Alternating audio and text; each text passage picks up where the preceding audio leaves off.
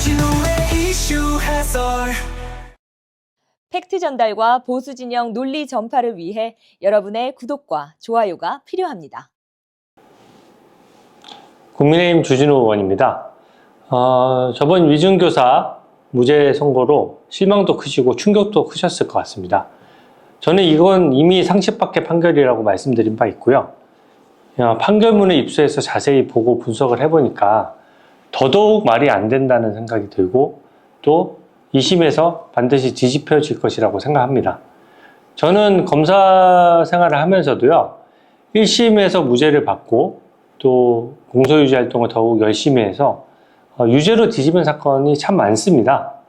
그때 1심은 좀 판결이 들쑥날쑥 하다 보니까 좀 합리적이지 않은 판결이 나올 때가 있거든요. 그래서 절대 실망하지 마시고 1심이 설사 유죄가 났더라도 2심에서 갑자기 무죄가 나버리면 그냥 무죄인 것이거든요.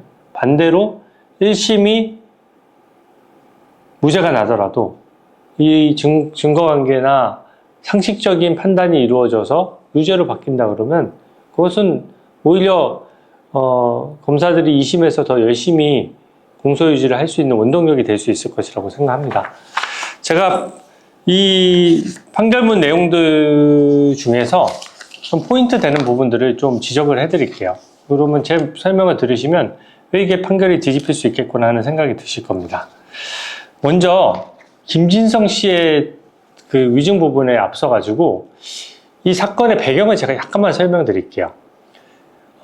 이거는 한 20년 전으로 거슬러 올라가는데요. 이재명 대표가 당시에는 변호사 시절이었어요. 근데 김병량 성남시장을 물리치고 성남시장이 되고 싶었던 겁니다. 그러니까 그 비리를 캐기 위해서 노력을 했는데 잘 취재가 안 되는 거예요. 그래서 KBS PD를 옆에 두고 이제 취재를 시키는 거죠. 근데 KBS PD라고 하면 김병량 시장이 전화를 받겠습니까? 당연히 안 받겠죠.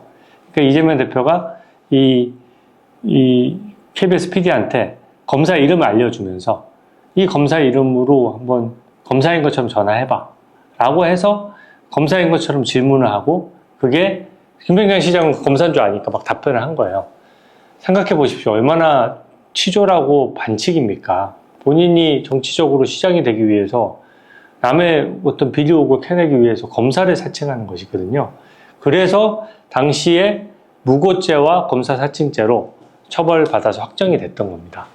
근데 막상 경기도지사 선거를 하려고 하다 보니까 너무 이 범죄가 좀 치졸하잖아요. 그러니까 자꾸 공격을 당하니까 나 누명 썼어 이런 얘기를 했던 거예요. 근데 누명 썼다라고 하기에는 KBS 이 PD가 버젓이 다 증언을 한 겁니다.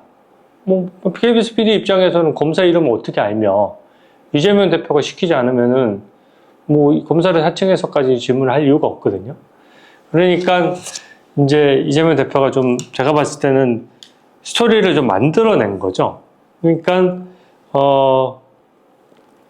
김병량 시장이 KBS 측 고위 관계자랑 협의를 해가지고 KBS 측은 좀 고소 취소를 하면서 좀 봐주고 대신에 이재명 변호사는 막 공격을 하도록 그렇게 사주를 했기 때문에 KBS PD의 진술이 조작됐고 그로 인해서 내가 누명을 썼다.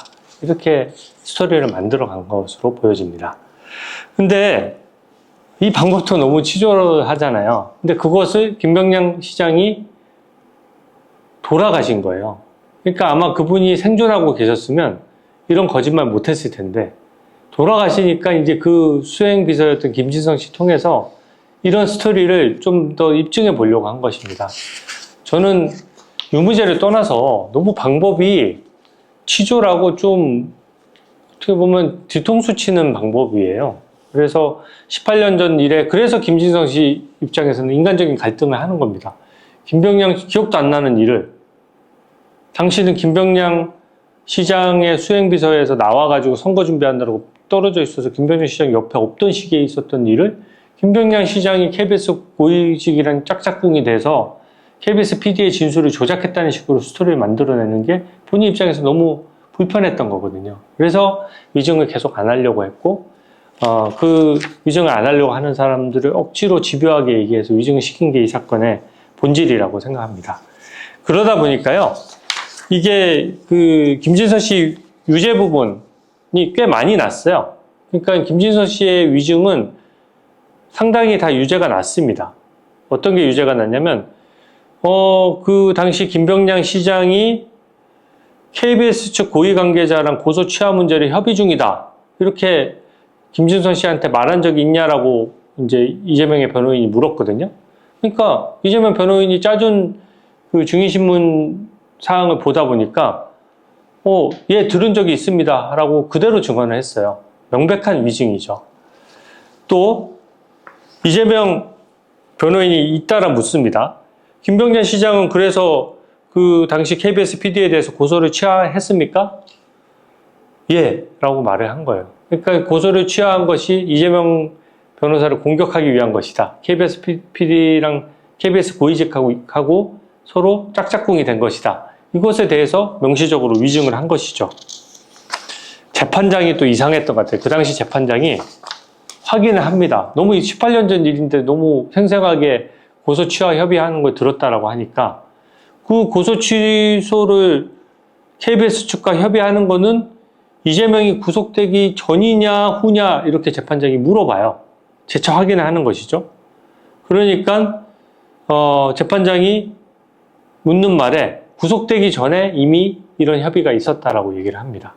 그러니까 이재명 대표가 구속도 되기 전에 KBS 측하고 고위직하고 김병량 시장이 짝짝꿍이 돼서 이재명 대표를 모함하기로 미리 얘기가 돼 있었다 이런 얘기까지 한 것이죠. 이것도 다 위증이라고 봤어요. 검사도 막 구체적으로 또 한 번 확인했습니다. 혹시 이재명에 대해서 고소 취소를 해주는 이 사건 관련해서 형사고소를 취소하는 협의였냐 민사소송에 대한 협의였냐라고 물어보니까 명백히 형사고소를 취하하는 협의였다라고까지 되게 구체적으로 위증을 했어요. 그러니까 어떻게든 변론 여실서를 보다 보니까 김진성 씨 입장에서는 도와주려고 한 것이죠. 그래서 이제는 이재명 대표 그 위증교사 부분에 대해서 얼마나 말이 안 되는지 좀 살펴보겠는데요. 첫 번째, 그래도 이 판결 중에 의미 있는 게 있습니다. 항상 민주당이 검수완박법 때문에 위증교사는 수사할 수 없어라고 주장했는데 이 상식 밖의 판결을 한 재판장조차 이거는 검찰청법상 위증교사를 수사할 수 있다라고 봤어요. 이제 더 이상 이 주장은 민주당이 못할 것 같아요. 이재명 대표도 못할 것 같고요. 그 다음에 이 부분이 되게 이상한데요. 이때 12월 22일과 24일 두 차례에 걸쳐서 30분에 걸쳐서 이재명 대표가 직접 김진선 씨와 통화를 하고 변론 요지서를 교부했는데 이것을 위증의 교사로도 보기 어렵고 고의가 있다고 볼 수도 없다라고 했습니다. 이게 보통 위증교사 하는 사람들이 전형적으로 하는 일이거든요. 직접 전화하고 변론 요지서 보내주고. 그리고 이 판단에 빠진 부분은 뭐냐면요. 변론 요지서만 보내준 게 아니에요. 증인신문 사항을 미리 보내준 겁니다. 그러니까 면접 보는 사람한테 면접 시험지 먼저 준 거랑 마찬가지죠. 근데 이 변론 요지서를 보내준 것도 보내준 거지만 이 변론 요지서를 보내줄 때는 재판장이나 검사가 어떤 질문을 해오더라도 이 변론 요지서에 맞게 알아서 잘 좀 증언해줘 이런 의미가 포함되어 있는 거고요. 어떻습니까? 아까 보셨다시피 김진선 씨가 그 재판장이나 검사가 의심해서 이것저것 디테일하게 물어봐도 뭐 술술술 답변을 하죠. 그게 왜 그랬겠습니까? 이재명 대표의 변론 요지서를 받기 때문이죠. 그리고 더 핵심적인 부분은 뭐냐면 딱 증인신문하러 가는 길에 이재명 대표의 변호인이 증인신문 사항을 보내줬어요. 무슨 뜻이겠어요? 증인신문 사항을 보고 그대로 하라는 것이죠. 근데 저는 이걸 보고 굉장히 위증의 결정적인 장면으로 봤는데 재판부는 어떻게 판단했냐면요. 심지어 이 부분을 꼬리 자르게 하기 위해 가지고 이재명 대표는 증인신문 사항을 보내는 것에는 직접 관여했다는 증거가 없다는 식으로까지 판단을 했어요. 그러니까 무슨 얘기냐면 변론 요지서는 녹음 파일에 있으니까 이재명 대표가 직접 변론 요지서 보낸 게 입증이 됐잖아요. 근데 변호인이 증인신문 직전에 증인신문 사항, 질문이 담긴 그 질문지를 보내는 것은 이재명 대표가 직접 관여한 증거가 없다라고 본 겁니다. 엄청 기교적이죠. 근데 제가 상식선에서 생각해 보십시오. 직접 증언해서 집요하게 위증해달라고 얘기하고 자리에 없었다는 사람한테 위증해달라고 한 사람이 그 증인 신문사항을 변호인이 보낼 때 본인이 안 보고 보냈을까요? 그리고 증인 신문사항이 김진성 씨한테 가는 거를 이재명 대표가 상황상 몰랐다고 보시는 겁니까? 저는 이렇게 본다 그러면 그 당시 이 증인 신문사항을 보낸 변호사도 추가로 좀 조사할 필요가 있어 보여요. 이분이 그러면 알아서 위증을 교사했다는 뜻입니까? 저는 이거는 좀 상식 밖의 판단이라고 생각하고요. 자꾸 그 부분을 강조합니다. 통화하면서 12번이나 이재명 대표가 기억나는 대로 좀 해줘 라는 말을 했다라고 자꾸 민주당은 강조하는데 왜 12번이나 했겠습니까? 김진성 씨가 계속 기억 안 난다고 한 거예요. 계속 기억 안 나는데 기억 안 나던 일이 18년 전에 기억 안 나던 일이 갑자기 기억날 리가 있습니까? 구조적으로 정말 기억 안 난다는 사람한테 기억이 안 난다는 질문을 보내는 행위 자체가 위증을 요구하는 행위로 당연히 해석이 되는 겁니다. 저는 이 부분을 저번에도 지적했지만 너무 사실을 잘게 쪼개서 변론 여지서 보내는 거는 이재명이 알았지만 증인신문사항을 보내는 거는 이재명이 알았다고 볼 증거가 없다. 너무 기교적인 판결이고요. 이게 어제 제가 뉴스트라다무스에 출연했는데 저희 우리 김미선 차장님께서 좋은 표현을 쓰셨는데 위증의 헬게이트가 열렸다는 표현을 썼어요. 진짜 이거 정말 큰일 나는 일입니다.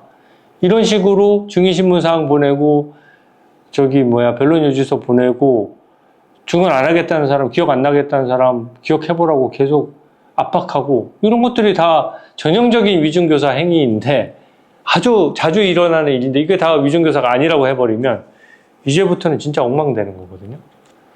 당장 지금 재판받고 있는 피고인들 중에서 쾌재를 부르는 사람이 있을 거예요. 그래서 제가 이 재판에 대해서 굉장히 비판을 하는 겁니다. 저는 보통 어떤 재판이 나오더라도 항상 이 재판은 존중합니다라는 말로 시작하는데 이거는 제가 존중할 수가 없어요. 왜냐하면 너무 상식 밖으로 벗어났다는 겁니다. 그래서 이 부분은 김진성 씨로 하여금 진술서를 고치게 하고 뭐 이런 것들만으로 위증을 교사한 것으로 볼 수 없다고까지 했는데 이 김진성 씨한테 진술서 쓰게 하고 증인신문사항 보내고 이런 것들은 한 번에 다 들키기도 힘든 반칙행위거든요. 다 들킨 거예요.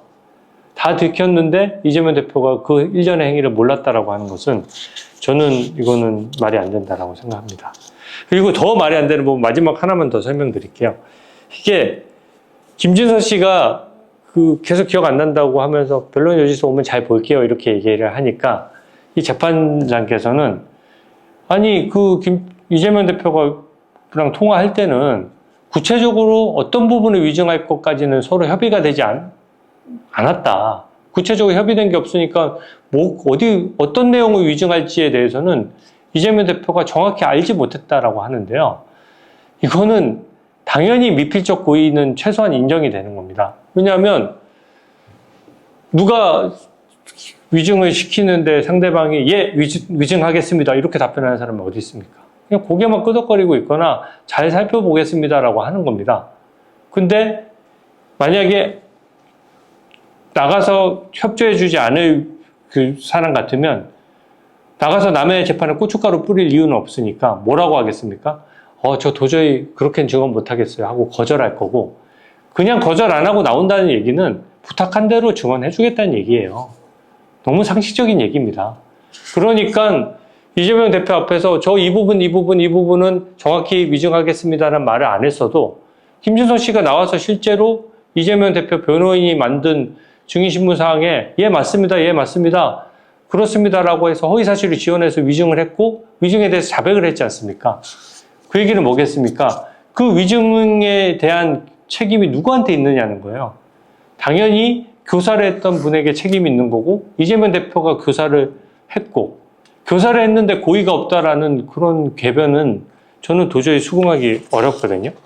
그래서 이 부분에 대해서는 저는 반드시 이 판단 자체가 상식을 벗어났고 다른 재판에도 위증의 헬게이트를 여는 장면이기 때문에 저는 이 부분은 사법부 전체의 신뢰를 위해서도 꼭 바로 잡아질 것이라고 정말 확신하거든요.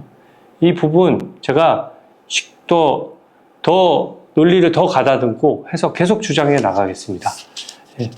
그 검사들도 힘내시고 이 사례와 유사했던 유죄 받은 위중교사 사례 엄청 많습니다.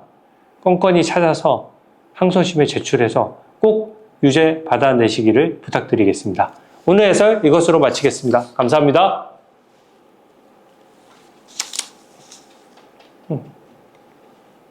주진우의 이슈 해설